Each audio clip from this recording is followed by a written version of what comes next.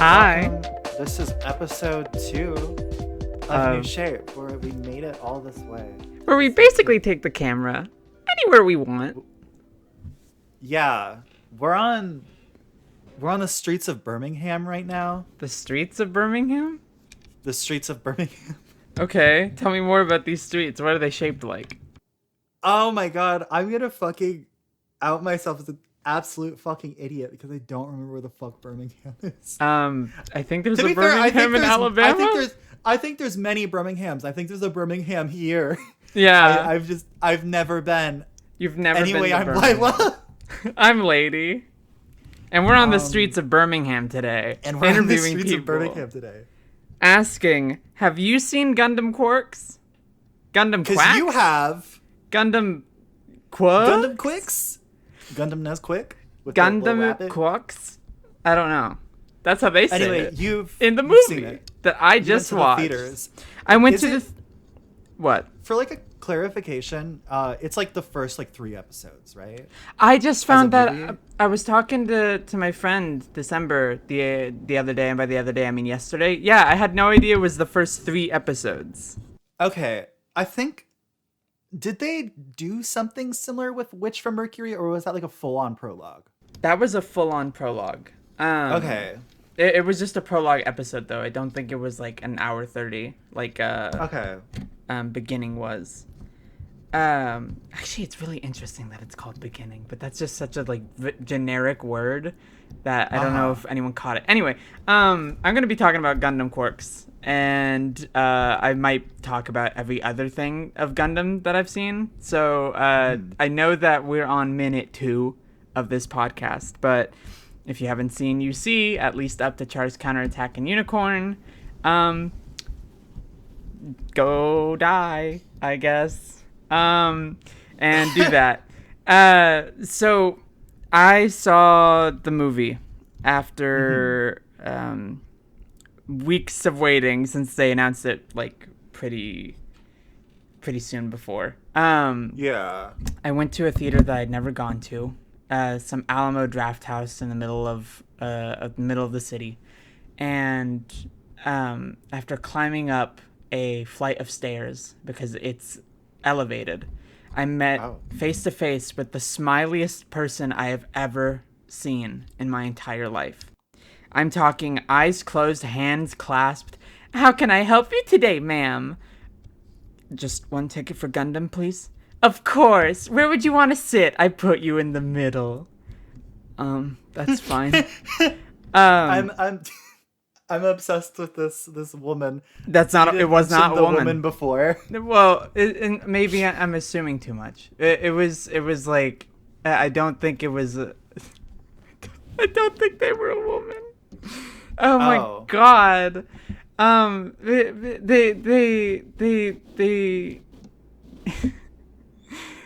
They gave me kind of Tumblr like Starbucks barista vibes. So I think we were like catching each other on a wavelength.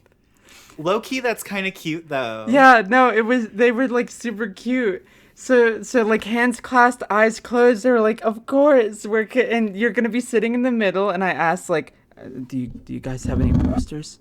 No, we don't. We didn't get any posters. Oh, okay, thanks. And then I love your voice for them. That's how they sounded. They sounded super excited for getting me to a seat. It was like almost 5:00, and that I was really shocked. Like, whoa, this is a level of care I was not expecting from a movie theater. The movie theater itself, it if you haven't been to an Alamo Draft House, it's a bar. It's like a bar with a theater. Yeah, I don't think we have those. But it was like the emptiest bar, like in a big atrium, and then it was like really large hallways into the movie theater. So I sat down, and obviously the movie started. There was a bald guy sitting next to me, and he was very jolly because it was about It's Gundam. Well, yeah, but 15 minutes he got like a big plate of wings, Um, I guess some Gundam wings or something, and I thought that was really funny. Gundam wings. Yeah, something like that. They do like special menus. They do special menus Oh for my the movies. god. So maybe I don't know if they did one for Gundam, but Special, the idea of like Gundam wings. yeah.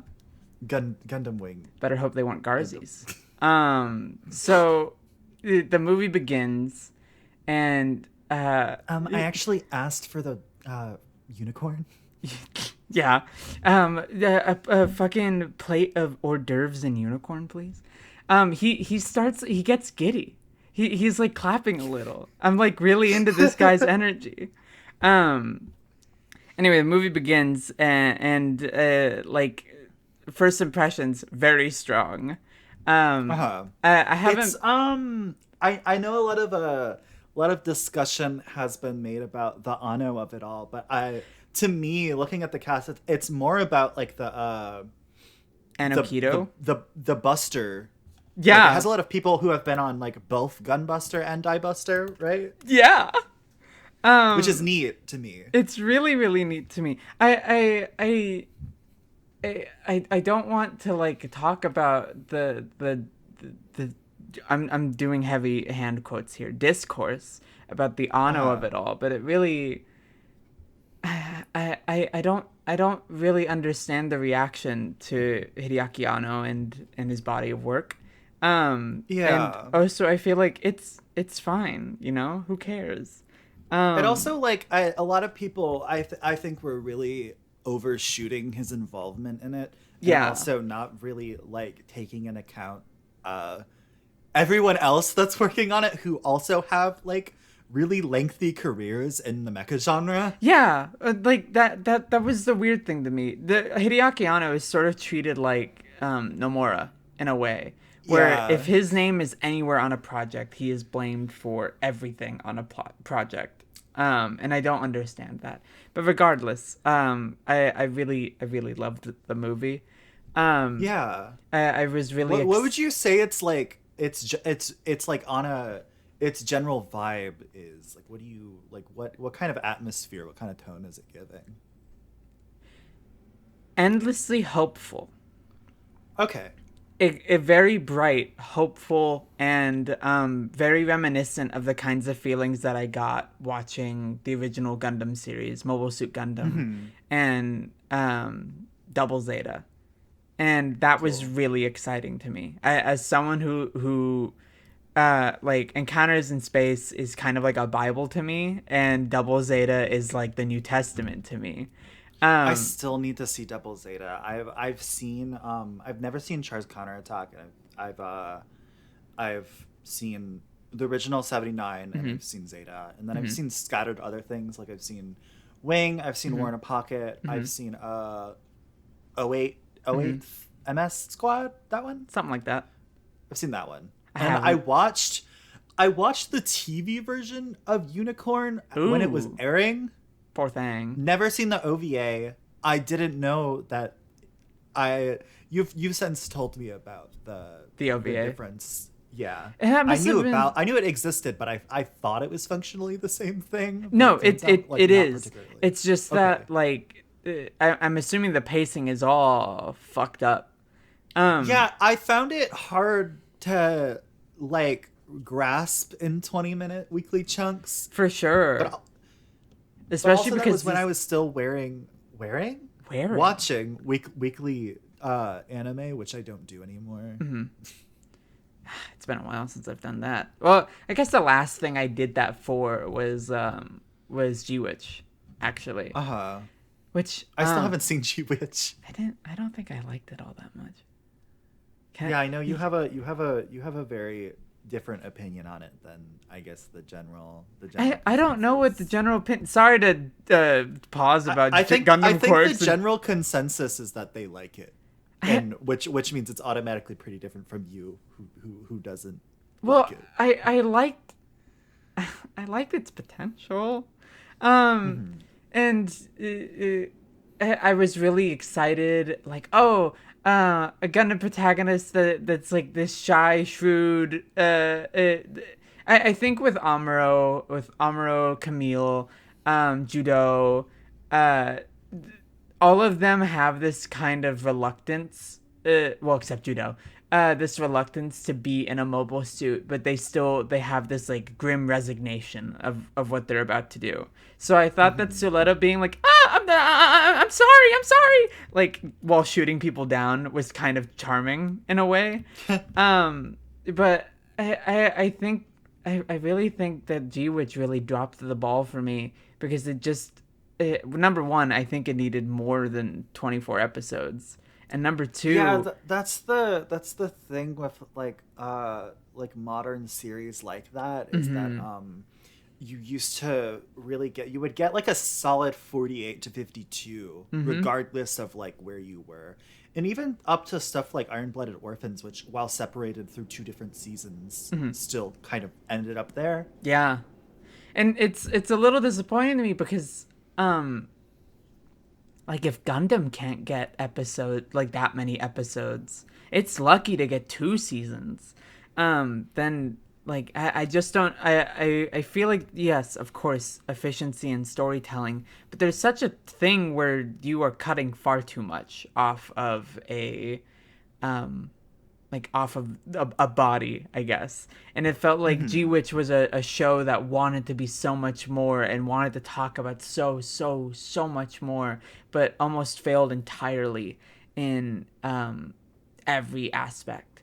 And Yeah. it felt like a total mess. And Well, I guess in a way I had that fear watching Gundam Quarks or G Quarks, just because that movie, those first 3 episodes, um, to me personally, felt like they were trying to rush a lot of everything. Um, uh-huh. and yeah, I get it. Its premise is kind of heady in a way, insofar as like it's what would What have. is the premise? Okay, that's a great question because it's kind of twofold across the film. Okay. But it's a 0079 what if story effectively. Char steals Mhm. the RX-78 too, and the 1 year war is effectively like fast lined into like the Axis shock, this grand event at the end of Char's counterattack, Okay. where the Federation tries ramming into like Xeon's uh, like base of operations, and Char sees the edge of time and disappears. And then years pass, and this man who's not over the disappearance of Charlie a Bull, is still looking for him with this newfound like new type core. Um, Mhm. and from there you get like a grander sense of the world. Like there's illegal mobile suit fighting rings, and that's where our main character Machu comes in. Oh, that's interesting to me. Yeah, it's really cool. Because Um, I do like when they I haven't seen G Gundam, but I've always been enamored by the idea of Gundam having, or just like mecha generally having kind of like like a Rock'em Sock'em Robots thing. yeah, kind of like a tournament shonen tournament arc, like Yu Yu Hakusho type shit. Mm-hmm. I was super into that too. Granted, that's when I was watching the movie, I was thinking like, oh, this is kind of similar to the premise of G Witch, because G Hmm. Witch's whole mobile suit stuff was based around training these kids to pilot mobile suits via means of mobile suit battles, Yeah. and like I was noticing parody there, but I don't think the intent was to connect it there. Um, it's so with that premise, with Char disappearing and seeing the edge of time and all this stuff, like already I'm very excited because one of the thing that is Gundam to me is new types, and Uh-huh. new types being this like final frontier of understanding, of sense, of love and awareness. Um, to focus on that means that someone really got the same things out of Gundam as I did and is focusing Yeah. on the most important part of Gundam to me.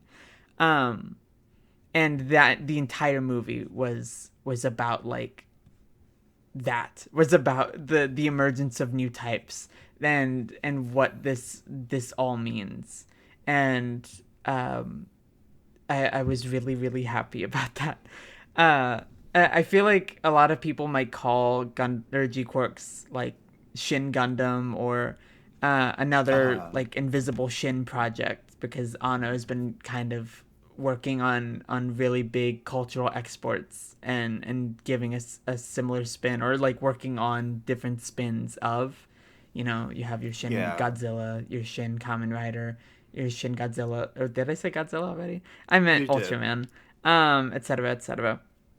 And I get that, but I feel like by rooting itself, I feel like all of those projects in a way have rooted themselves kind of in like the origin point, or like a Shin Godzilla is really similar to the original Godzilla film. Shin Kamen Rider Yeah. focuses on the feelings of. Well, I think the thing is with Gundam specifically is Mm, that new types as a concept are already kind of a metaphor for how we as humans, as like society progresses and things happen and we have to adapt to new things, how we like how new generations have like an inherent like lean towards interfacing with certain things, mm, and that's already core to Gundam. yeah, And so I think that is just, if anything, it's just like overlap on the Venn diagram of ethos between what new types are and what Shin is. yeah, absolutely. Um, I just I feel like in a way it is that, but also isn't. Mm-hmm. Which is a point that's almost worthless bringing up, but I got like a similar kind of a bubbly feeling watching the movie as I did when watching like Shin Kamen Rider, um, of like pure excitement at the uh, something that Lila and I do a lot when we talk is we kind of criticize toy box storytelling, which is this idea. General, like for example, I'll give like an MCU thing, where a lot of fans will be very disappointed that writers will use the toys wrong, will use these characters in a way that they perceive to Yeah. be wrong, or and they wanted to go back to basics. And uh, I feel like this was toy box storytelling, but what I mean by that is an excitement to play, an excitement Yeah. I ask a lot of people if they still engage in imaginative play, because it's an important question to me. It's an important Mm-hmm. concept to me, like that people still use their imaginations, still play.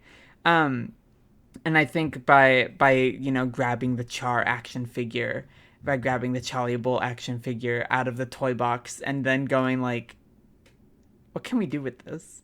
That's super Yeah. cool. It's because like what interests me a lot about like, because I'm not really beholden to the persistence of IP generally. I No. think the only way that you can make that interesting is by playing with the toy in such a way where you can see how far its like limits are, what shapes it can truly like make, and to just put them in the same pose every time isn't interesting. It's bring anything new No. at all. There's no point to put things in the same pose. There's no point to telling the same story. I think if you can, like, these characters aren't here to be the same. We as people aren't here to be the same people that we were yesterday. We were like years ago. We need to constantly grow, shift, and adapt. That's what new types are to me. This inability to settle down with whatever's happening. Char talks a lot about being weighed down by gravity, by rooting yourself in this anti gravity, by free floating, by having this sense of play. Um, There's this is a different medium, mm-hmm. but there's something Jonathan Hickman once said, Ooh. as a writer that I agree with and disagree with. Mm-hmm. This is a point he made that I do agree with, that I think is really strong, which is that he said something that's core to his approach when writing comic books is to not write comic books about comic books. Mm-hmm. And what I took away from that is less so like not celebrating your medium and more just like literally like not just like rewriting the same thing, kind of Yeah. like spinning the wheel again. You can't get anywhere by just sort of celebrating the same thing. You can't get anywhere just by like what's happening with Spider-Man a lot is people are really upset about like the current story, and I think simultaneously there's a desire to tell. I'm talking about like Amazing Spider-Man, written by Zeb Wells, right?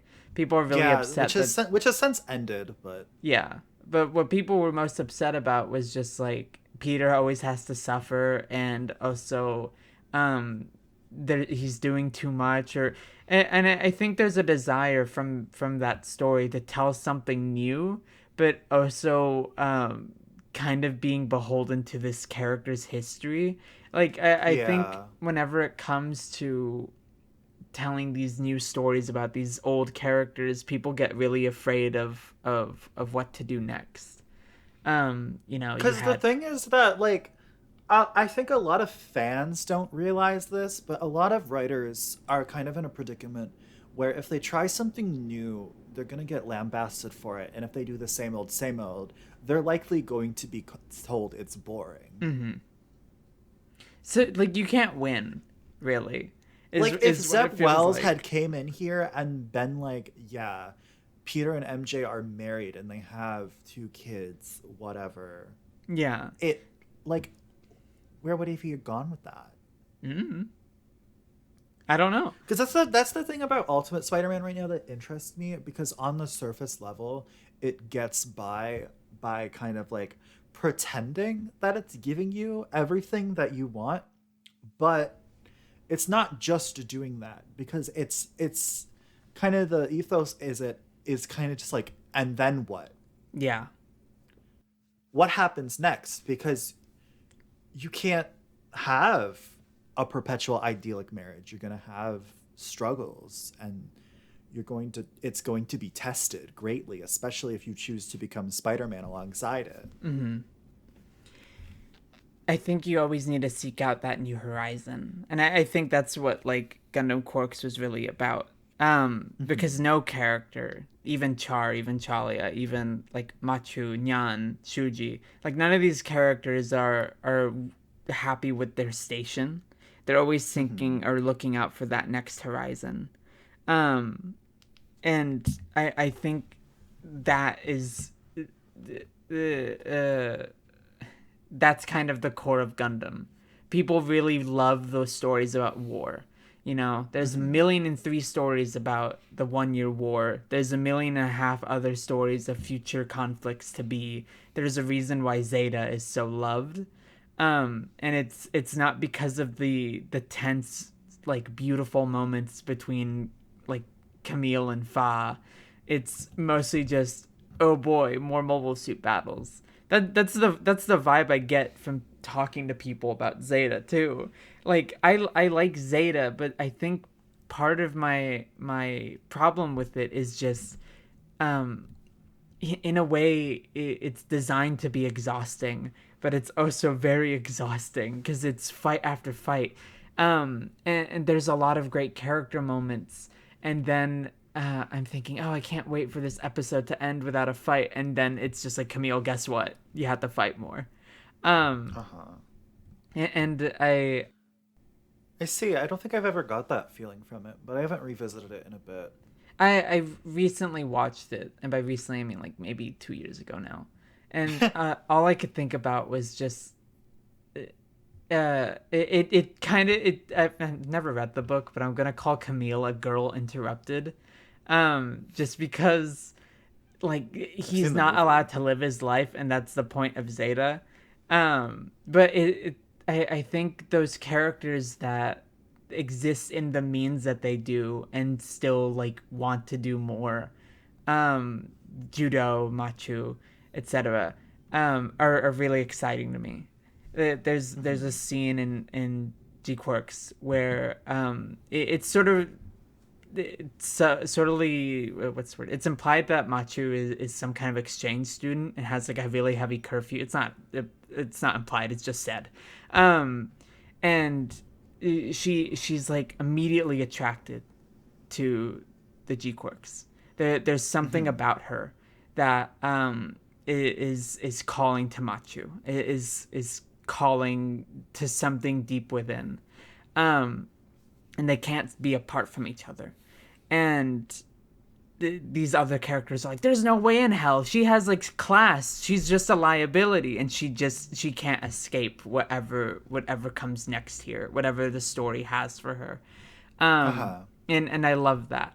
I love that these characters are impulsive and kind of like ridiculous, because that's just people, and I love people. I'm endlessly fascinated by them. So this movie seemed to celebrate that kind of spontaneity that I felt like had been missing.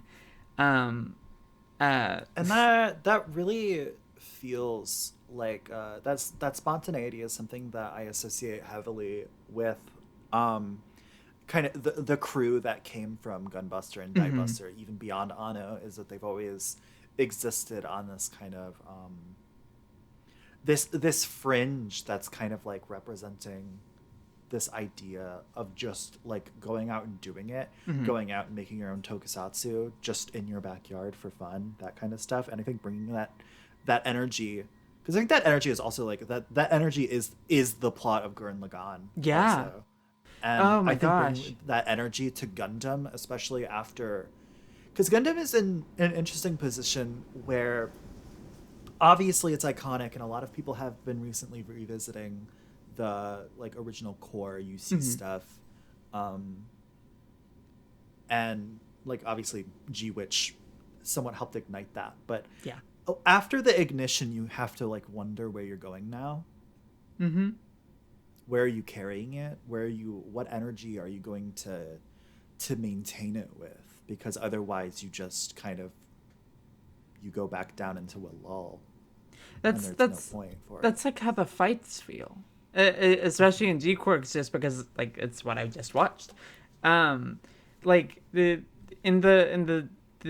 fight scenes with Machu at least, because she only shows up at the second half of the movie. There's a lot of like she doesn't know what to do, obviously, but something in the mobile suit responds to her, and she intuitively grasps it, gets it, is able to sort of see the field of battle before her and do things immediately. I think a lot about. I'm a really big fan of Media Molecule and like Little Mm-hmm. Big Planet and Dreams specifically, I and know this of you. I know that you know this of me, but our podcast listeners might not. Who No, I'm knows? aware. I'm just saying. Um, so I have to reintroduce all of my loves. Anyway, the art director of Dreams, at least Kareem Attorney, had this presentation about like what that game meant to him, and Uh huh. he described the game as an intuitive tool. And I think by what he means is just like inspiring a sense of play, but also inspire like giving players this sense of identity across these buttons that they're pressing. Mm-hmm. And I think I've been thinking a lot about the intuitive tool just in either game design, in like the art things that I love. But I was thinking a lot about it while watching that movie because these mobile suits are intuitive tools. They are not extensions of body like a lot of mecha are. I think they are in of itself a body that Mm. we coexist with. Um, and I really like when mecha are sort of their own separate entities. When they're Yeah, more that's than always just tools. interesting.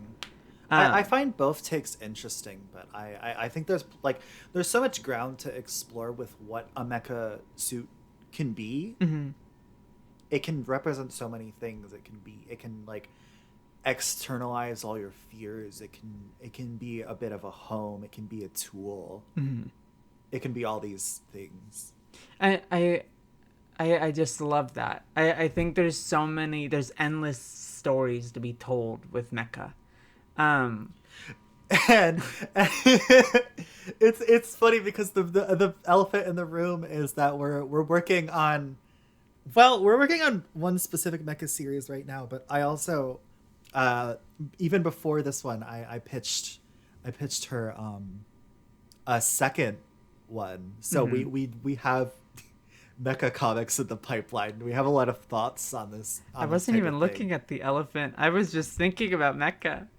Like, I know, it was just funny because it occurred to me that I was like, "Damn, it's truly gonna be not a shock to anybody that we have mecha comics coming out pretty yeah, soon. Well, not pretty soon, but like in the eventually, future. sometime, someday. I gotta get my ass to writing. I I think about mecha all the time, but Hmm. there's an excitement with that storytelling, like being able to divorce yourself from like your body in a way and sort of Hmm. boil down its most essential elements um, into these stories is really exciting to me. Like, why do you think mecha have fingers? Yeah. Like, I've been thinking a lot about um, Die Buster, Gunbuster, Gurren Lagann, which I consider to be a series because I'm Yeah, crazy. it's at the very least definitely like a trilogy that represents an ethos. Hmm. And I like their approaches um, to that kind of question because I feel Hmm. like the Gunbuster and Gunbuster is sort of a tool with some kind of soul. I think a lot about Noriko um, thanking the Gunbuster at the end of it all. Like that, I get a little choked up thinking about it, and I think about Dinuf helping out like Lalk, and I think also about how Gurren Lagann is just kind of an extension of Kamina, of Simon, and it's not necessarily its own separate thing. It's just them. Um, and they Hmm. all feel these disparate parts, these disparate like elements of this series all feel the same in a way, and I don't know how because they all have that different answer. Um, so it's Well, I mean, I think if the general message of those three series is to aim for the top, I mhm. think what's at the top and how you get to it is a question that can have many answers. Oh, for sure. It can, because I like with Gurren Lagann, they have that very literal, like, Yeah, they're literally drilling through there is ground literally to a go to top. the top, and they go to the surface and then they keep going. And it's kind of like Gurren Lagana's take on it is like, what if you just never stopped? What if you kept going up and up and up and up? And it's just like, how does that pan out? How does your body react to that? How does your mind react to that? How do you maintain your relationships, and where where does it take you? That's what I really love about. Remember when I said that there was gonna be spoilers for like Gundam stuff, and here we are talking about Gurren Lagann. Um, Uh-huh. I really love that break in Gurren Lagann where there's peace and everyone's an adult, just sort of navigating Mhm. their lives. Um, I need to rewatch it bad. I haven't seen it since I was a teenager. for real? Oh my god, we should do that. I think I don't. So I watched Gurren Lagann heavily inebriated, and by heavily inebriated I mean I think I had a drink, and that's enough to knock me on my ass. She's a lightweight. I am a total fucking lightweight. I was at my friend Lyra's place, and I was with a couple of friends, sitting on this like busted couch. I'm sorry, Lyra, if you're listening. Um, and it was maybe 3 o'clock in the morning, and we were on episode 12. Kamina just died, and Lyra's like, "It's getting kind of late," and I looked to Lyra with wild eyes, and I said, "We are finishing this tonight." Um, and we did, and that show will always be with me just because it kind of encompasses an entire humanity. It leaves no room for anything else. There's a life within that show. Yeah, there's this line in in No More Heroes 3, where Travis talking to Bad Girl after who's like struggling to cope with the fact that number one, she's alive, number two, her dad's dead. Um, and he's like, every month I watch Char's Counterattack. It releases psycho frames that heal the body or something like that. I think Gurren Lagann literally has those psycho frames. Um, whenever I have the Gurren Lagann soundtrack on my MP3 player, and whenever I shuffle to it, I shuffle to a song on it. And if I'm in the worst fucking mood ever, it will literally bring me back up to speed with like, okay, what's going on? I feel pumped again. Um, and I could talk about Gurren Lagann for hours. Anyway, I got that feeling from Gundam Quirks. I got that kind of like Nice. there is no end to inspiration. There is no horizon that can't be like explored. There is no relationship that can't be mended, and there's no loss that can't be forgotten. Um, Well put. I'm I so um I do want to talk about a movie because something you said reminded me of a movie that I a saw movie. recently. Which I movie? do There's want a to talk couple about it movies. because you mentioned the music bringing you up to speed. Mm-hmm. Um and so I recently watched a movie called Linda Linda Linda, which Oh is a yeah. movie about a group of Japanese high school students. Well, mostly Japanese high school students. The lead in it is Bae Duna, who plays a Korean exchange student Mm-hmm. who agrees to be in a like school festival cover band Mm-hmm. of this 80s and 90s Japanese rock band called the Blue Hearts. Mm-hmm. Um, and it's all about kind of this like celebration of music and celebration of this like time in your life, and it's just such a beautiful movie. um it's really good. You should watch it. It's so sweet and honest, and it has like this feeling of just like, ugh, I don't even know. I'm getting ahead of Earnestness. my thoughts. What'd you say? Earnestness. Yeah, I guess so. It's been on my Oh, list for a bit. Northern Lion, a streamer that I like, has this kind of obsessive fan that everyone calls the librarian, who oh, tweeted, right. For a bit, I thought he was Northern Lion because I didn't uh-uh. know who Northern Lion was. No, the librarian's a separate guy. Anyway, he posted about Linda, Linda, Linda, and I was like, sure, okay, I'll put that on my list. And I haven't Yeah, seen that yet. I Um, watched it because last year I had watched Barking Dogs Never Bite, which is a Bong Joon Ho movie mm-hmm, that is really good. I think it's one of my favorites that I've seen of his. It just because it's about this like it's about an apartment, like an intersecting plot of like multiple viewpoints set in an apartment complex, and there's something about like exploring like um the cohabitation of people and interweaving in each other's lives via apartment complex that is always so appealing to me. You should also watch that movie if you haven't. I'll put that on my Um, list too. I feel bad. but then I I was, have kind of nothing to add.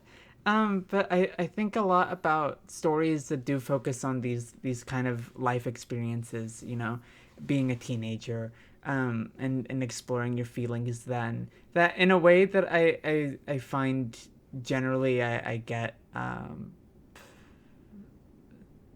wouldn't say sad, I wouldn't say upset, but I feel like in a way I almost don't well, it's believe it. bittersweet. Bittersweet, yeah, bittersweet in a way. Um, just because I feel like there's a lot of stories that can't cope with the fact that they have had to move on. So it's Yeah, fun to me that to and Linda Linda Linda is kind of a celebration of coming to terms with the fact that something is ending, because they're all seniors, right? mhm. They're all seniors, and the bulk of the movie is them auditioning. Well, not auditioning. Rehearsing is the word. Yeah. Rehearsing these three songs that they want to play, and it's going to be their moment, their last big moment. Bae Juna's character cannot speak good Japanese, and she has to learn these like Japanese punk songs Mhm. that she like it's an unfamiliar territory for her, and she's like taking it with gusto. They basically like just ask her. She's like pulling up, walking up the stairs, holding these boxes like like way across like the courtyard, and they're just like, "Yo, can you sing?" And she like takes a second. She just stands there and stares at them, and she's like, "Yeah." This is And just then like they like run and ungenuine get right her, now. and she's like, "Wait, I don't know how to speak Japanese." But anyway, something I really like about the band dynamic there, is that they're all leading to this moment, right? But you get like these like explorations of like so and so was going to be here for this moment, but they got injured, or we had an interpersonal conflict, and you don't ever really like you see a little bit of that, but you're never getting like these full blown like, oh yeah, here's the entire history of what this band dynamic like came from. You're mostly getting like discussions of it, of like these people Of the who, after effects. if things had gone right, they would be here for this final big moment, but they aren't. And we are the ones that are here doing this. We chose to carry it on and move it to the finish line. And something I love is that they like by then they get this big triumphant like performance at the end of the film, and it's an incomplete set, and they're drenched in water because they got trapped at the bus station, felt falling asleep at like the rehearsal studio, and they had to run in the rain, and they're like, it's just it's such a great and triumphant film. I like it that it's a film that kind of celebrates that feeling of moving to the next chapter. A lot of stories like that can kind of feel like you're preparing to kind of trap yourself in longing for that era, but this one kind of like it shows you the sadness of it. Like something I love is that in one of the final songs is during the big like hype song, you obviously like it's like they're on the stage and you see the crowd and everyone's dancing and cheering, but like during the another song, you get a lot of just like while they're singing and performing, um just like these shots of like the rain coming in through a window in like the school hallway, and then like a shot of the courtyard, and then just like it's like these like minutes of just like long standing shots of like nobody in the school, just like while rain just like pours down, and they sing this song about like being the bastards of the earth and shit. It's great. It's great. It's a great film. I think you would really, really like it. It's on Archive, so you can just go grab that shit. Ooh, okay. Um, I feel like, excuse the clicking that I'm about to do. Um, there's kind of no lead into this, but I know that it's something that I kind of forced myself into your rewatch, but we've been rewatching a lot of Marvel's Daredevil. Oh yeah, Um, I as a huge comic fan, which is weird because I feel like we talked about some comics earlier, but that is like my primary expertise. But because I write scripts on it, I don't feel like retreading my ground here. Um, yeah. I'll probably talk about comics I read if it's unrelated. But yeah, I've as a big comic fan, I've been really, really, really, really heavily tapped out of the MCU sphere Yeah. for a very long time. But I got struck with the curiosity one night to start rewatching Daredevil in preparation for, well, actually, oh shit, episode 1 and 2 are supposed to come out today, but me and Today? Lady are not finished. Uh-uh. Yes. We are not finished with even season 1 of Daredevil, but Oopie. we have been rewatching it Mm-hmm. because I got the curiosity struck because I remembered liking it at the time. And I know a lot of my feelings have shifted on the other Netflix MCU shows Yeah. there, like especially like Jessica Jones and Luke Cage. Did you ever watch Which are- Iron Fist? I did. You did? Season 2 is better than season 1. It's still not a great show. Uh-huh. It sucks that it got canceled like at Colleen becoming Iron Fist instead of Danny. I thought that was an interesting direction to take the show in, but ultimately It was too season little, one too late. season one and like the controversy around Danny Rand and that whole situation tainted the pool too much, Mm-hmm. and I just that season was their last legs already kind of going down. Yeah, I think they did interesting things with it. It felt like Iron Fist was one of the death, like the death toll for that whole Netflix Marvel project.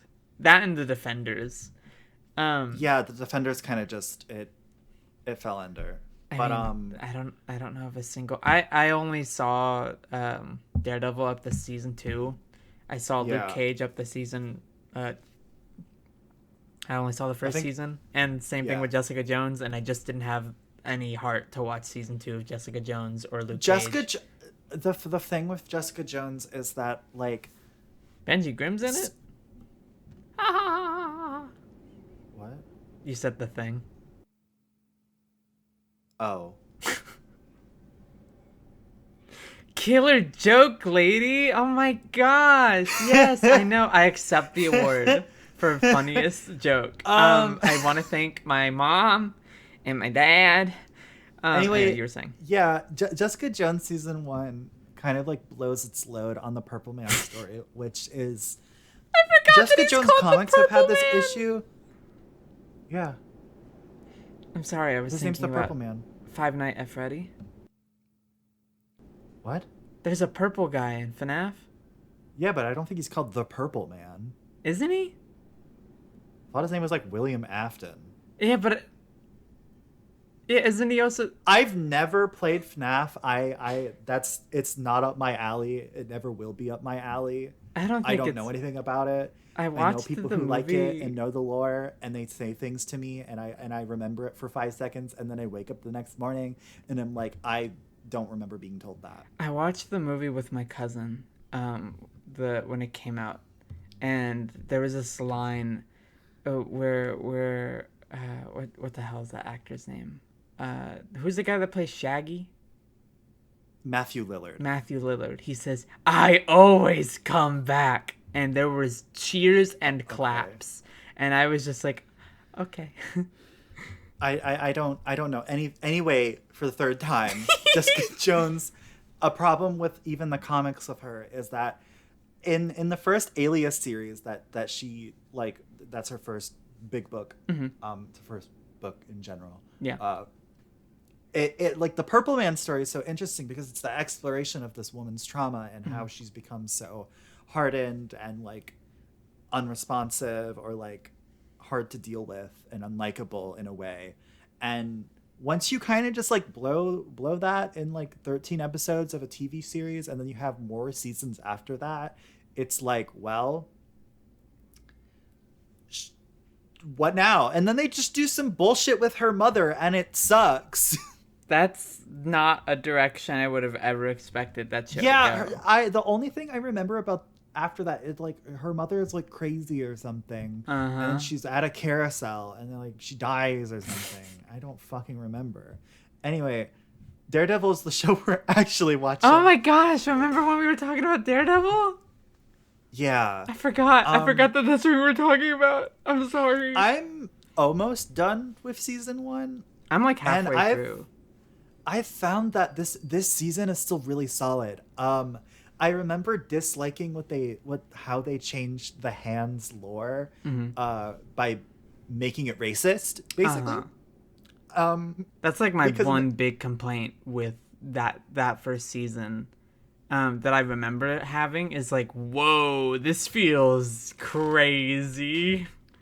I'm not into this. Like in the comics, they're kind of just like ninjas that revive people and kill people, and there's not really much else to it. And obviously with ninjas you can still get quite racist, but I think the way they kind of overlay their like very the I don't even know how to word it because it's like the way it like deals with who is in the hand is like not good. Like in the comics or in the show? In the show. Yeah. Like how they change it. I can't speak for how they change it because I don't know what it was.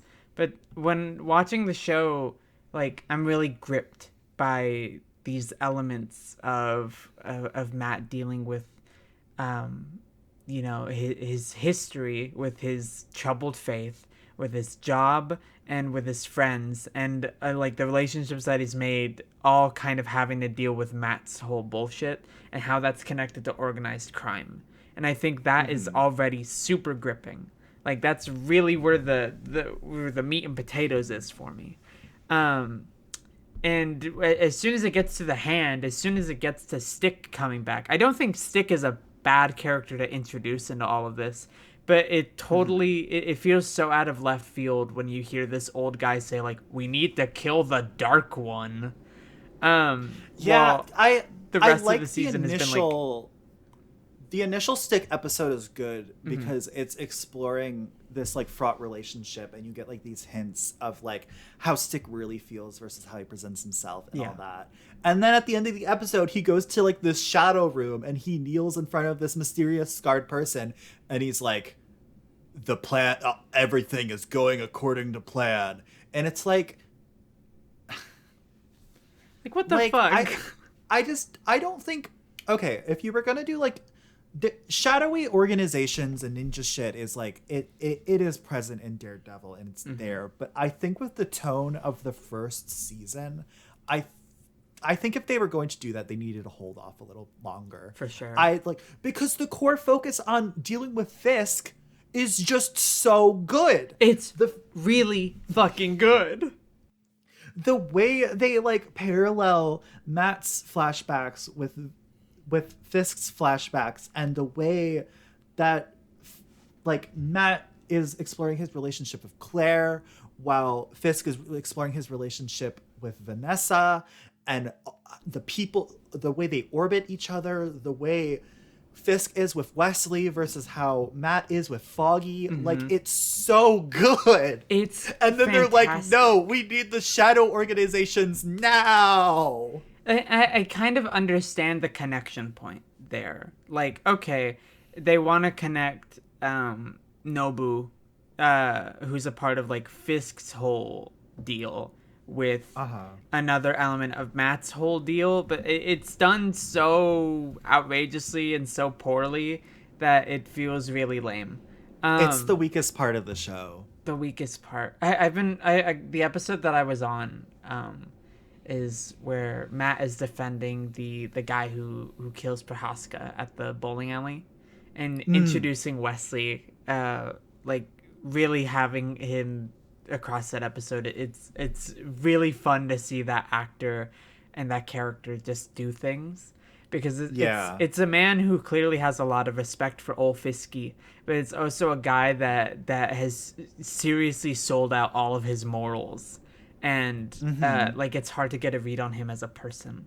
Like Matt, has that ability to hear heartbeats and kind of sense whether or not someone's lying. But even just from the get, like friendly face, but there's something dead behind his eyes, and I think it's really exciting to watch him like develop as a character.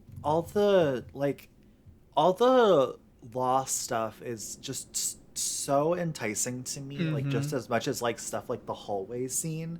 Like, I love these like different forms of combat, kind of Oh, for like sure. the way they combat the law versus the way Matt has to go and be Daredevil and like physically combat people. I I think like that. I don't think you're there yet, but later on, the next case they take after the bowling alley incident with Mrs. Cardenas Yeah. is so good. The way that like explores Karen and Foggy's characters together, Mm-hmm. so good. It's just so good. I really love I like how Matt uses the Man in the Mask persona, kind of to put the beat on people that deserve it. But Mm-hmm. in a lot of the times that we see it, it's for him to get information, not necessarily Yeah. for his cases, but leads to continue on to like, okay, how can I get this information legally? And that's like a really cool, that's like a fun bent to me. Um, Yeah, something about the structure of season one being like it's like an he is adventure game. he's a daredevil without like this is represented by him getting the costume at the end of the season, but Yeah. him being like a daredevil who was kind of like lawless, like even beyond like the literal law, which he Mhm. always is lawless, but like he's a little bit beyond his he hasn't shaped what Daredevil is and what Daredevil does yet fully, Mhm. and he faces a lot of consequences through that through the season. I love that. I love that he's really bad at balancing his lives too.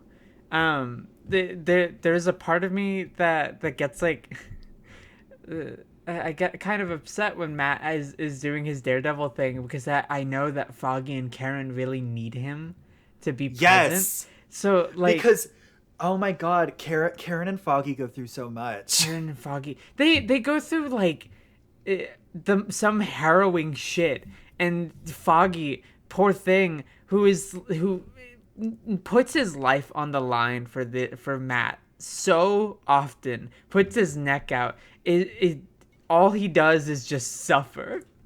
Um. Oh, I'm so excited because the next episode I have to watch is the cliffhanger of the one I just watched is Foggy unmasking Daredevil. Oh yeah.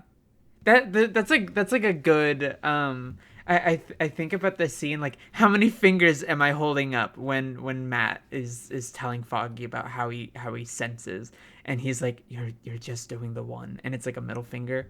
Like Mm-hmm. Foggy and Matt's relationship, I don't think there's not a strong relationship in that show. It's something that That is it's truly the strength of the show is that core relationship web. Like mhm. the three of them obviously, but then like Karen and Ben. I would be Karen remiss and to mention Karen Ben, and Ben because that entire plot line they're is like the best fantastic. part of the show. I forget his name, but Ben's actress Ben's actress. Oh, good for him. whatever. Um, Uh, he's fuck gender fantastic. roles. He's great. He's fantastic. I really I've been getting into the start of that subplot, and Hmm. I like that appeal that Karen has to Ben's kind of ego. Like Ben is a very altruistic character. He wants to notify people about like what's coming in Hell's Kitchen, what's coming in New York. But I think there's also a part of him that wants that kind of old glory again of like being able to spill that story.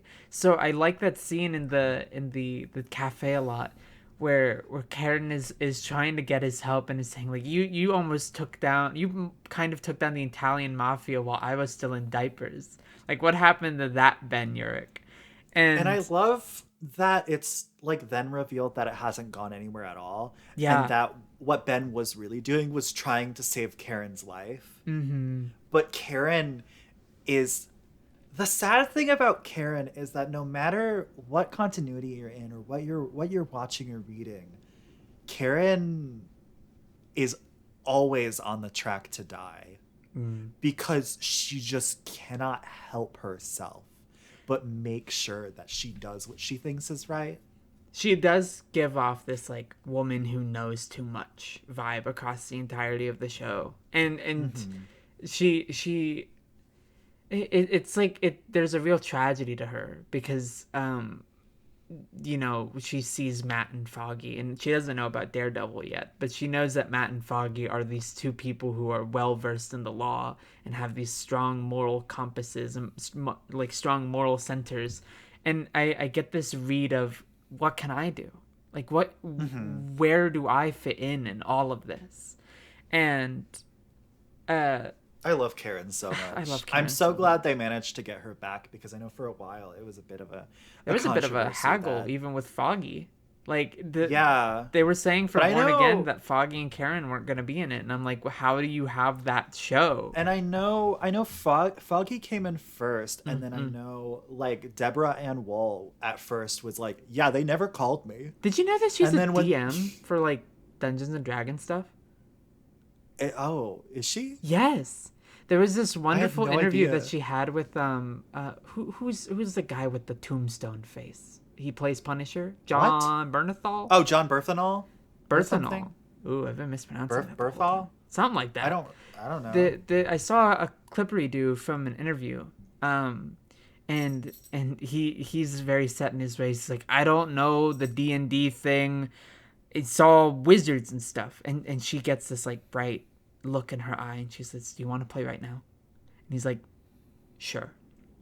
And she I just love starts that for her. she just starts I describing a scenario, and you can tell he there's like a click in John's face, like he's drawn in, and That's so charming. she sets up this story, and she's just like, "What do you do?"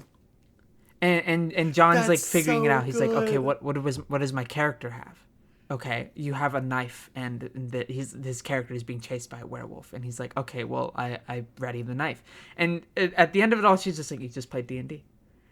And I love that. I have not been able to stop thinking about that since, just because I didn't I'm not one to really dig into like celebrity stuff, but I Uh-huh. had no idea that she had this skill, this like intimate there's a level of imaginative play with your storytelling, and I think that she got to the root of it all, because it's not the Yeah. stats are there for flavor. Cuz I think what she did there is she appealed to John's like their common knowledge as Mm-hmm. being actors. Cuz that's what it is. Yeah, it's that. Oh, it was so brilliant. She did it so deftly too. I uh love that. so I'm so glad that she's back in the show, even if I am worried that Yeah, you know. I know. Yeah, lady like DM'd me out of nowhere and was well, we were like talking, but like Mm-mm. was she was just suddenly like, Lila, I think Foggy and Carrot are going to die, and I was like, whoa. I have you- I have this fear of like it's not a fear, it's a reality. Everything comes to an end. But Hmm. when I had read that Foggy and Karen weren't originally a part of the ideas for Daredevil Born Again, and then they were suddenly back, my first thought was, they're gonna die. They're totally done. They're done for. They're Yeah, dead. I don't know because I haven't read up on what exactly the reworks were because I think they changed what the entire show was. I don't know. I only saw that like Foggy and Karen weren't there, and then they were, and then I've been seeing a lot of talk about that show of Born Again. Um, Rather, I'm being exposed to it. I'm not necessarily searching it out, but all that I see, and I was talking to some friends about this. I was talking to Des and Jacob about it. That the only way that Disney seems to be advertising this show is through its violence, its violent content, and I thought that was like a really Really? weird bend to I put. don't know because I've been seeing ads that don't give me that vibe. Well, it's all like interviews and sound bites. Like, oh, this show is Oh. super violent. We're making sure to bring it the even plus the one to what thing it was on the thing Netflix. the thing with that is that I think they're trying to appeal to that kind of Dude. that hallway scene Yeah, spark because when people talk about Daredevil they talk about hallway scene. And obviously the show is much more than that, the but show that I is. think that might just be like trying to be like, no, don't worry, guys. It's still Daredevil. We're still doing it. We're bringing it because I think there's this sense that people have that I think, especially pre Daredevil and Wolverine, where people were like, oh, if it's the Disney Plus version, it's going to be a bit less Yeah. that they're not going to be able to say the fuck word and they're Mm-hmm. not going to be able to look at blood or something. Um, so I think it might just be that.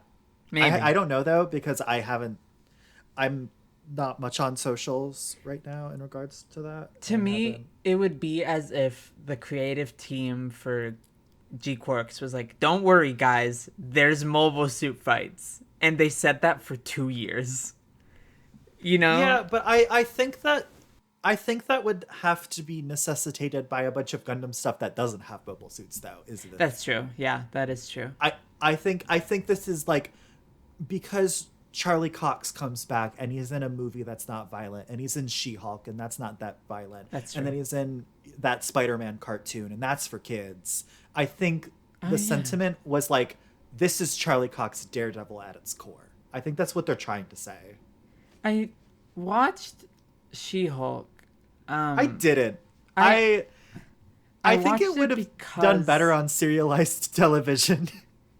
I watched it because like um I forgot what the hook was for me. I don't know, but Maybe I've seen I those like clapping those clapping for shit. Maybe that clapping. was it. I was curious about that. I don't remember. Regardless, I watched it.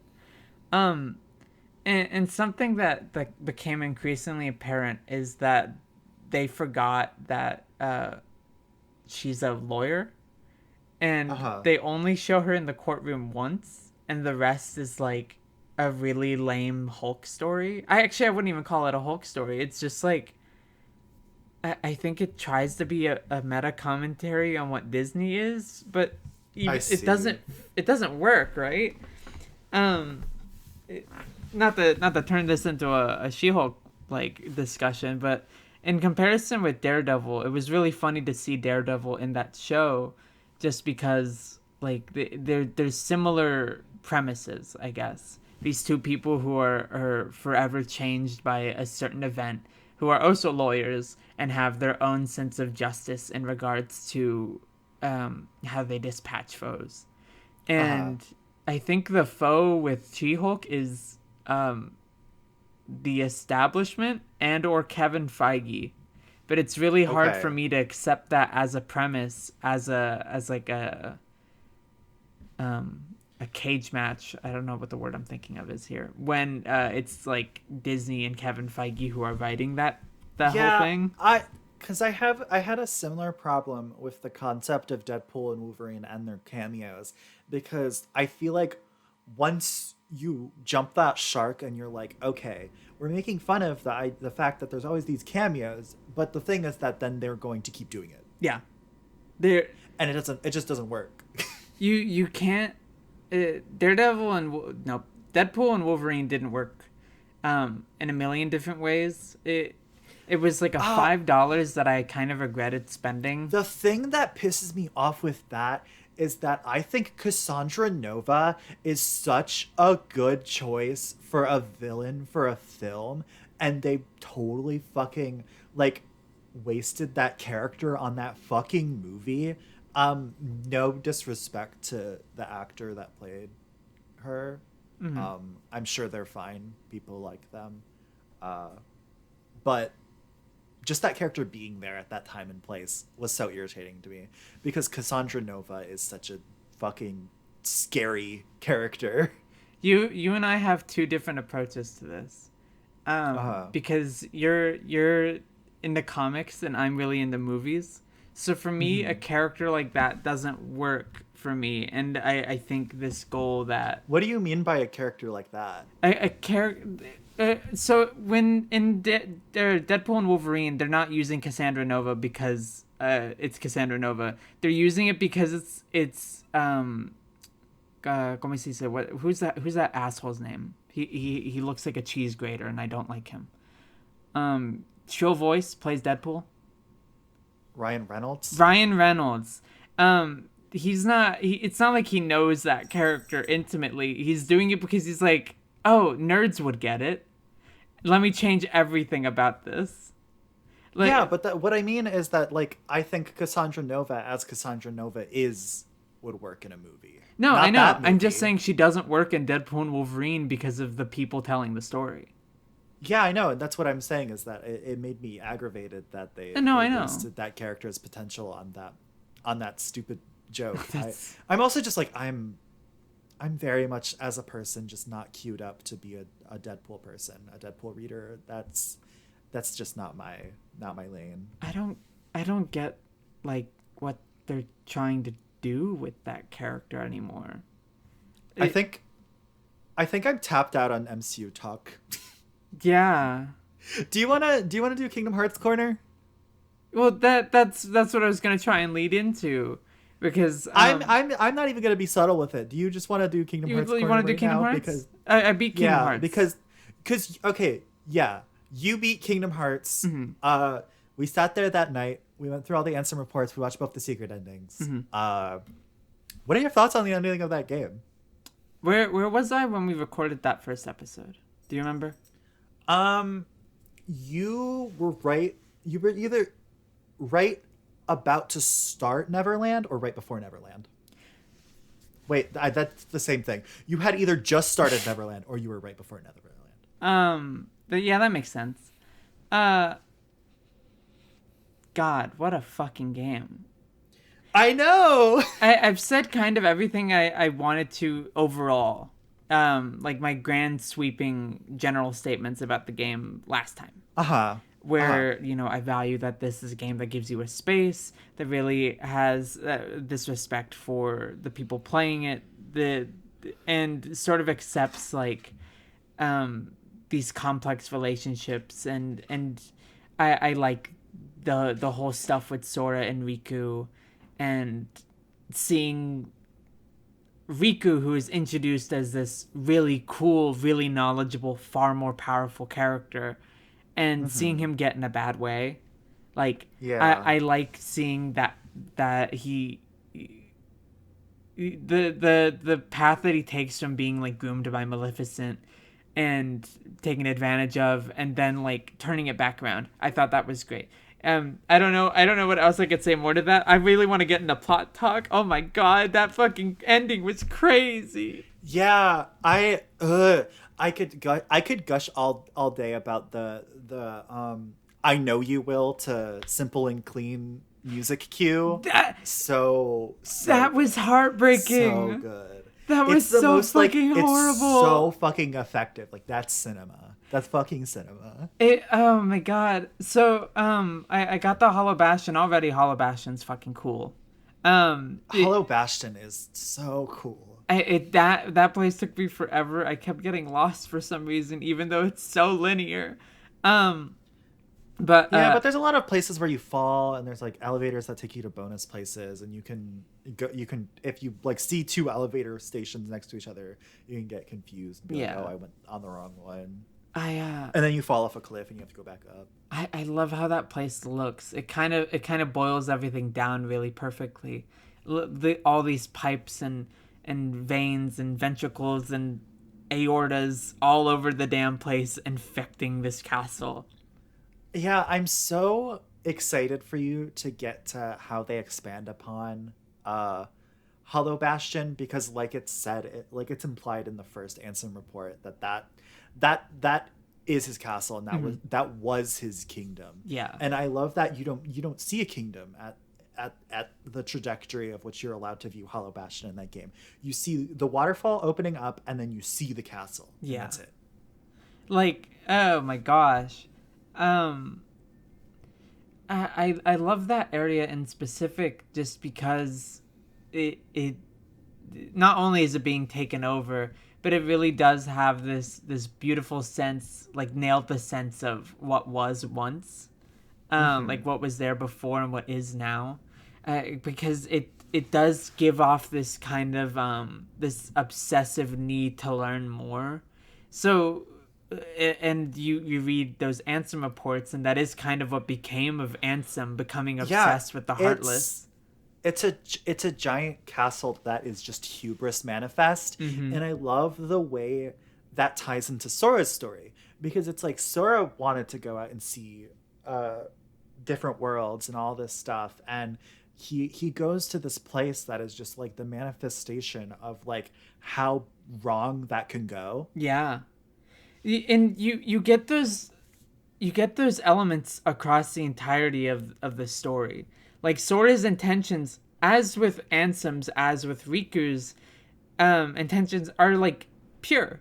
It's a curiosity. What is beyond that horizon? I want to see more. I want to know more. I want to like share and love and speak and care. Um, but of course with Sora, he's the only one that gets to do it right in a way. Like Riku is Mm-hmm. immediately taken advantage of, and Ansem is immediately like succumbed to his own hubris, like you said, um, because the way that he explores other worlds is by abusing others, and Riku is taken advantage of just because he wants to. I think I always got this sense from Riku, that I really appreciated is while I see him as this really strong, really powerful, like far more knowledgeable than me character. I felt like Riku saw himself as the opposite. Like he sees himself as lesser than Sora. Yeah, Um I something about it that I like is that I think the roles could have easily been reversed under the right circumstances mhm. because Sora just happens to land where he lands and gets he finds Donald and Goofy first. They him and Riku both have the capacity to be Keyblade wielders Mhm. in them. And and it just so happens that Riku landed where he did and Maleficent found him first. Mhm. But then you kind of get that, like, because the king finds him, Yeah. Mickey, and You that sets him back on his path. yeah. It's the across that entire game is just what ifs. Mm-hmm. And I really love that. Like you throughout each world you do get that experience of what would happen if this, you know, if Alice was tried for a crime, what would happen if Clayton wasn't like that, if he wasn't like a total Uh-huh. bastard. I also like that Neverland is super important to its themes just because you get someone that understands that freeing power of the heart in Peter Pan and Yeah, someone who's kind of Neverland weighed down by it in is Captain Hook. Neverland is such a fun point in the story because it's kind of like if Hollow Bastion is like the climax of the story, Neverland is where all the Disney stuff kind of like coalesces into like one like definitive statement, I guess. Well, not definitive, but like kind of like it It's has such a strong uh oh my god, I'm losing my words. it has a strong like intent. It kind of Mhm. it puts the intentions of the Disney worlds, like it lays them bare. Yeah, it all comes together and then from there on you go to Hollow Bastion. Yeah, it sets you up for it gives you the last things you need to have in your arsenal. And I don't mean that Mhm. like, oh, you get a cool new keychain or whatever. I mean that in you don't get Sora saying you're wrong, Kingdom Hearts is light without Neverland and the Disney worlds. Yeah. And that's why I love it. I love that like that moment at the beginning of the Ansem fight when Sora is pushed through the darkness Hmm. and he remembers that he can fly, That's such a which he great learned from Peter moment. Pan. That's such a oh my god. I love that moment specifically because number one, flying being unburdened by gravity itself, like that is so playful, that's so joyful, that's so wonderful. Just pure travel. Pure travel. But I love that it's right as soon as he hears Riku be like, "You're giving up already?" Like, "Oh my god. The friendship is the power." Yeah, and I I love that's where like that's like the first Disney planet where Sora, Riku, and Kairi are all there at the same time in the same room, mhm. and I love that.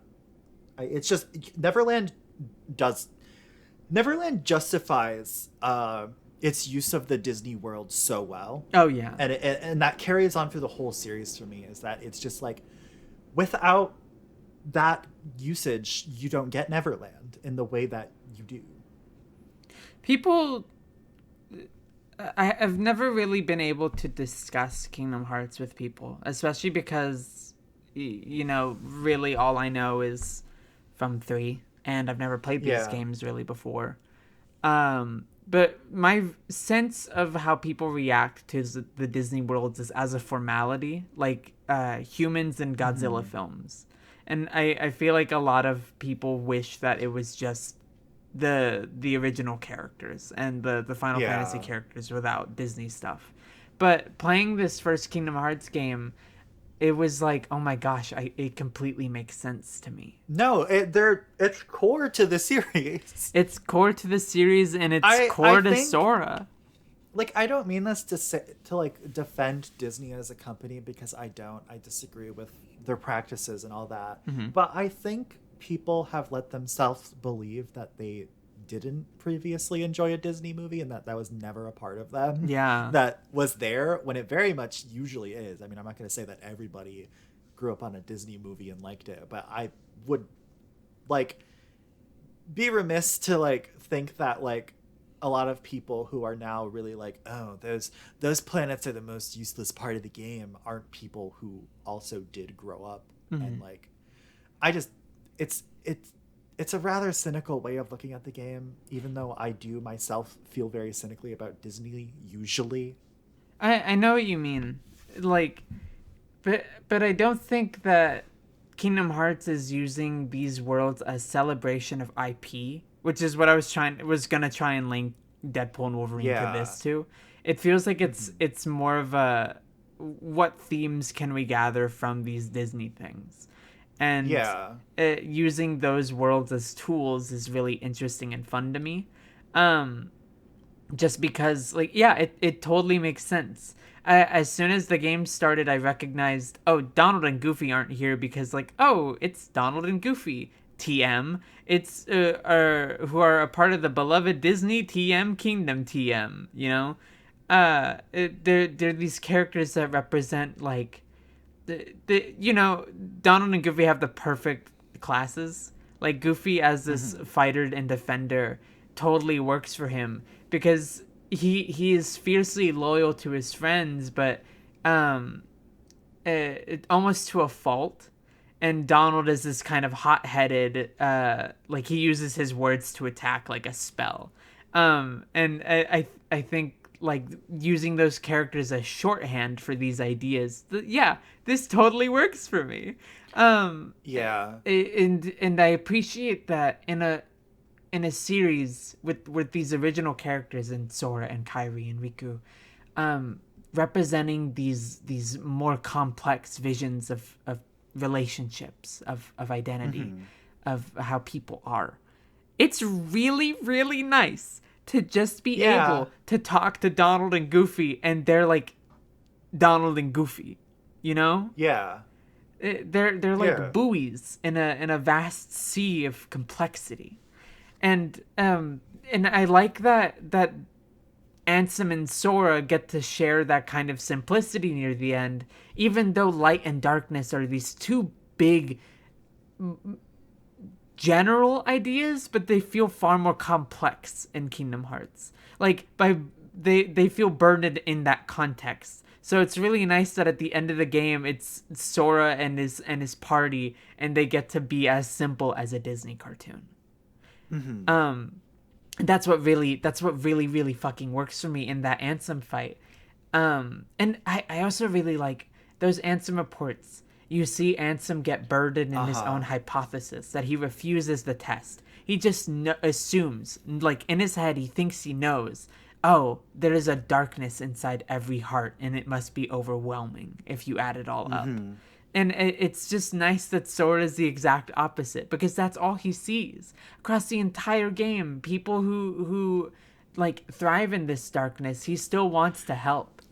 Yeah, Um, I the thing is that like when Sora becomes a heartless, even though he can't do everything that he can do as like his regular self, you still get this sense that he is not overcome by the darkness to like slip into becoming a person that he isn't. yeah, There's his lust for life and like desire to help people and find his friends overpowers that darkness, and it doesn't say that like Sora doesn't have darkness, because I think if he didn't have darkness he wouldn't have been able to become a heartless. hmm, But it's saying that you can have that darkness and you can accept that. You can somewhat be the darkness, that's but you what can like still help people. that's like what Riku represents. It was Mhm. really it's really thrilling to me. Like during that Heartless where you play as like a Heartless Sora, one it really upset me. I was feeling very emotional by the end of that game. It really upset me, but it made me so because I was really worried that like they would attack Sora, and I wouldn't have been able to recover from that if I saw Goofy or Donald like attack Heartless Sora. But I really liked that Kyrie said, "I think this Heartless is trying to help." Uh-huh. Like even recognizing that this fodder enemy that you have probably killed a bagajillion of by the end of that game, Yeah. Like, I don't know. Because I It's like that he's not like a special like Sora shaped no, heartless. it's just a Like plain you old fight in heartless. Neverland. He's literally just like the most basic one. This shit means something to me. Like, I'd never. It's exciting to me. I guess the theme of this episode is like getting in touch with that inner child. Like, I feel like Gundam deals a lot with that, and I feel like Kingdom Hearts especially. As someone that Uh-huh. isn't able to grow up with this series anymore, I guess in a way I am. You know, You're always growing. I'm always going, but I'm not a child like Sora. Yeah, you're an Um, adult. We're both adults. it's exciting to me to realize like, oh my god, I am burdened in the context. Like, it is as simple as light and dark. And you know what? I Yeah. think I'm willing to accept far easier, far more readily that there is an overwhelming amount of good and light in people than there is an overwhelming amount of dark. And Well that's put. just how I feel. So, another side, another story. Oh shit, What are yeah. your thoughts beyond it being the coolest fucking visual treat you ever saw? You said something when we watched those, and both of those endings really surprised me. Number one, stylistically insane. Some of the craziest choices ever put the screen. Number two. What the fuck did you mean by the series has an answer for everything in those cutscenes? What There's the all fuck did you mean? it pulls from everything, like goes somewhere, and thou in those videos you some of them are scenes that you will see almost one to one. Some I of them noticed that are almost scenes. immediately because so Lila and I beat Kingdom Hearts and I said I need to play more immediately post haste. I booted up Chain of Uh-huh. Memories, Yeah, and we started Chain of Memories. We're in the progress of that right now. another side, another story deep dive. There was this shot of Sora at a Oh my god. crossroads, and I was like, oh okay, I recognize those grassy hills. I recognize that path. That's where Sora just was, and I thought it was interpretive, you know, or like a metaphor, I guess. Like Sora is at a Mhm. crossroads. As soon as the game of or Chain of Memories opens up, he's at a crossroads, and I was like, what the fuck? It's the same shot. It's the same shot, just in engine instead of an FMV. Yeah. And so like there's that, sure. And I'm assuming that the guy with the two keyblades is Roxas, just because one of those keyblades was Oathkeeper, and that's the Mhm. keyblade that you know Sora is given. But I don't recognize the other one, and I'm assuming that was Roxas and Riku, but they're all in organization hoods, and I'm not sure about all that yet. And then there was that like hyper techno like neon city that I don't recognize, and Uh-huh. also stronger looking Heartless, which is really interesting to me. I Like love the Neo Shadows. Sadly, you don't fight too many of those at the series. They do. There's a spawn for them in Final Mix, which is interesting. that is interesting, In but the room with the emblem door right before Final Rest, they can spawn in that room after you've cleared it. that's super cool. I hated that room. I know it's bad. That's to me the most miserable room in the game. That room almost made me like put down the game for that night. It was Yeah, miserable but on my you pushed through hands. and you beat it. I got it through. But like that area, that place with the neon, I don't know what that was all about. Why were Sora, oops, why were Roxas and Riku fighting? Like, Oh, I'm so excited for you to get there. all the lines in that countdown to 13 were also really interesting. Um, Hmm.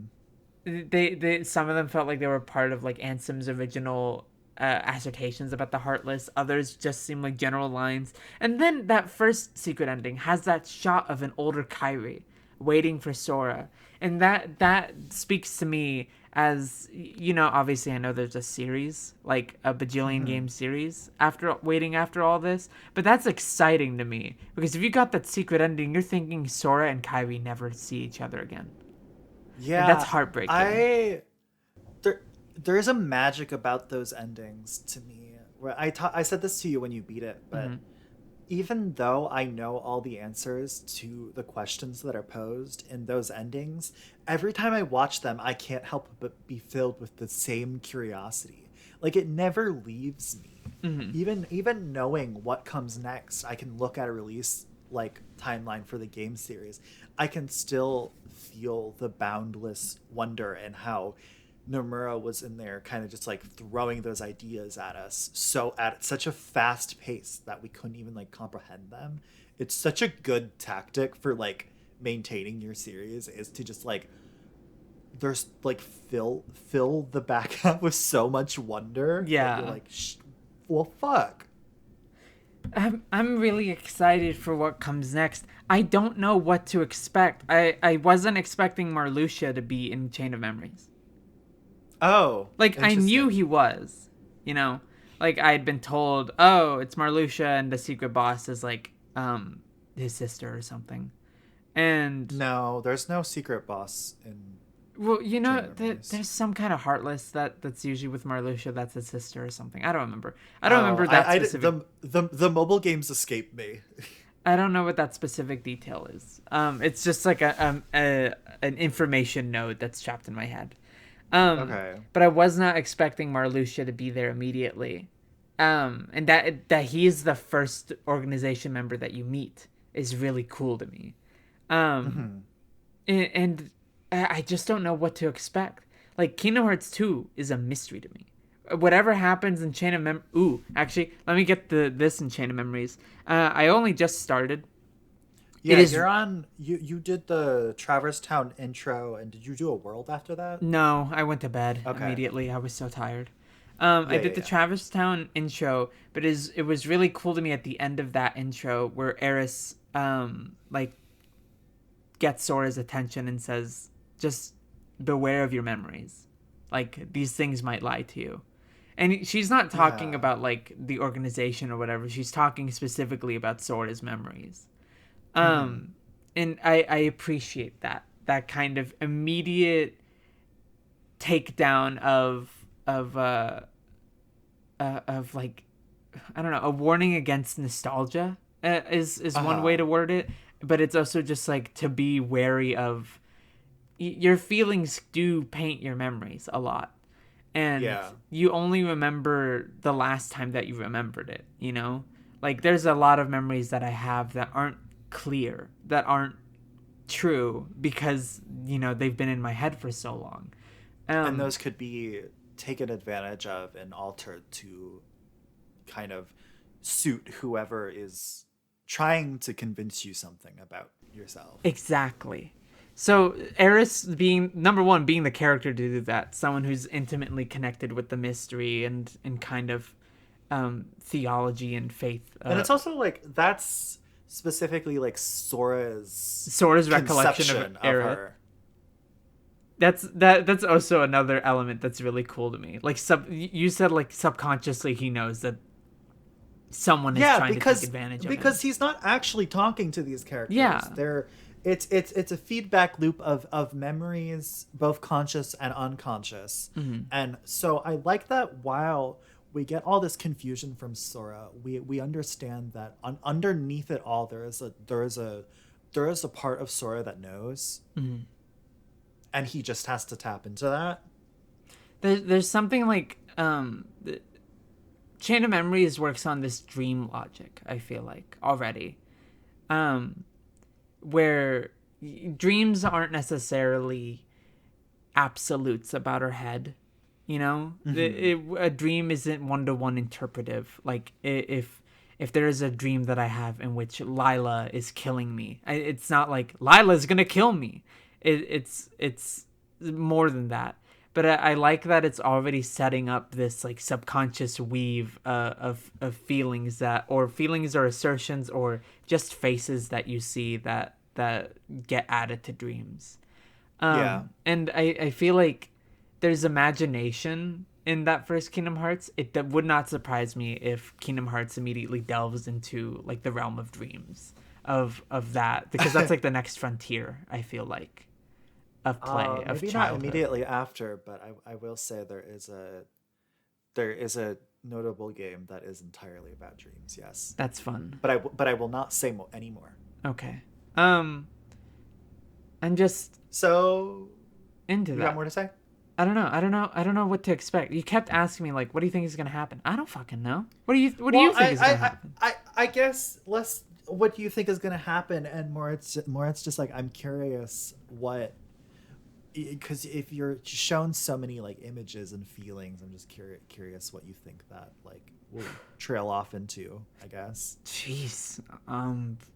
You know, I'm having struggles even trying to put together how Kingdom Hearts 1 leads into Kingdom Hearts 3.